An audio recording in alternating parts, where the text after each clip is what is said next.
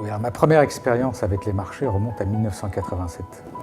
J'étais stagiaire dans une société de bourse et j'ai vécu en 87 le crash en direct. Une énorme expérience, un gros choc. J'ai tout perdu, l'ensemble de mes petites économies. Et cette expérience très forte m'a conduit en fait à deux conclusions importantes pour ma vie professionnelle. La première, c'est que j'avais une aptitude forte à supporter le stress.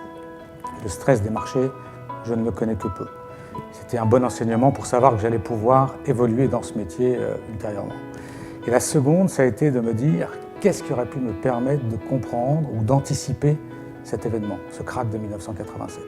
Et à partir de là, j'ai entrepris des études personnelles, au-delà de mes études académiques, vers la macroéconomie, vers les études comportementales de marché.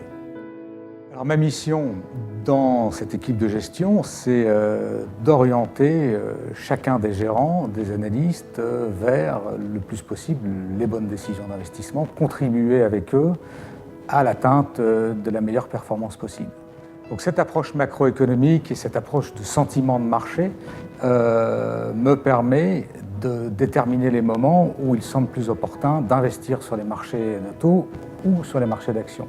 Cette approche me permet aussi de donner des signaux tout à fait pertinents sur l'évolution des marchés d'échange, ce qui est extrêmement important dans le cadre d'une gestion globale. L'enjeu maintenant, c'est que cette performance peu volatile risque d'être obtenue grâce à des décisions importantes de couverture sur les marchés de taux d'intérêt.